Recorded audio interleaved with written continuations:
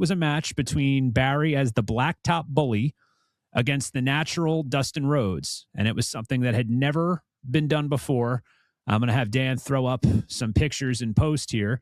And it's just wild to think about it. You guys were you were in a tractor trailer that was covered in, what was it, chicken wire, the trailer itself? Chicken wire, and it was full of hay and horse poop. And I mean, it was brutal, but it was actually a really fun match. And when they first came up with it, Mike Graham was the one who came up with that.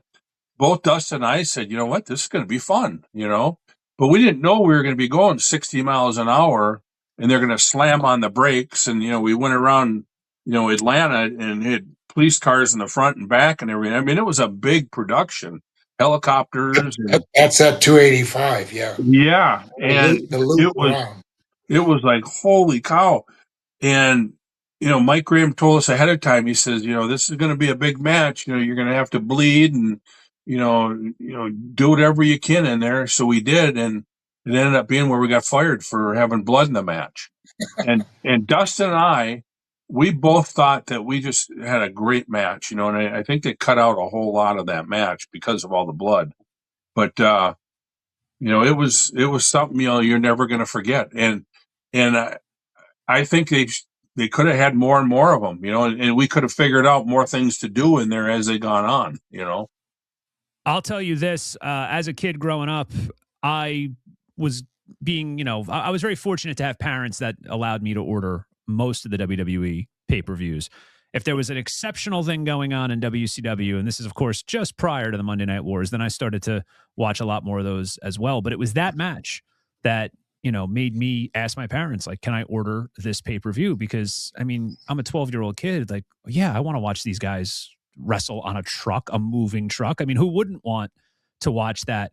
You're saying, which I never heard before with any other interview that you've done, that was going to be a yearly thing. That was going to be your match. That was going to be my match. And that's why I won that match, because later on, it could have been Dustin. We could have had a rematch, and then maybe he could have won, or, Steamboat or somebody that we were going to work with. But, it was so much fun that it wasn't like you're going in the ring, because, I've been in a lot of gimmick matches, but that was completely off the wall, where even, I think everybody wanted to see what the heck it was. And, it was an uncensored match. Mm-hmm. So when we're bleeding in there, you would think, well, how are you going to censor that? It's uncensored. You can do anything you want. Well, the office didn't like that. So that night, Dustin got fired, I got fired, and Mike Graham got fired. So that was a tough one. And I've heard you talk about it, again, most recently on Eric Bischoff's podcast with Conrad Thompson, 83 Weeks. You were on there, and you're friends with Eric. But I give you a lot of credit, Barry, because I couldn't imagine what it's like to get fired for something that you were told to do. You were told by Mike Graham, who at that time, rest in peace, I liked Mike. He was a fun guy. He's management. He's right there. He's telling you to do this. You report to him. And then people above him are now punishing you for that. That has to be a bitter pill to swallow when it goes down. It was terrible. And, but I understood it, and I suppose I could have sued him for gazillions of dollars, but, I never did sue anybody like that. But we definitely had a case, that's for sure.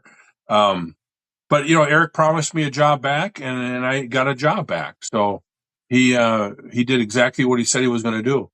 So, he was a man, unlike Crockett,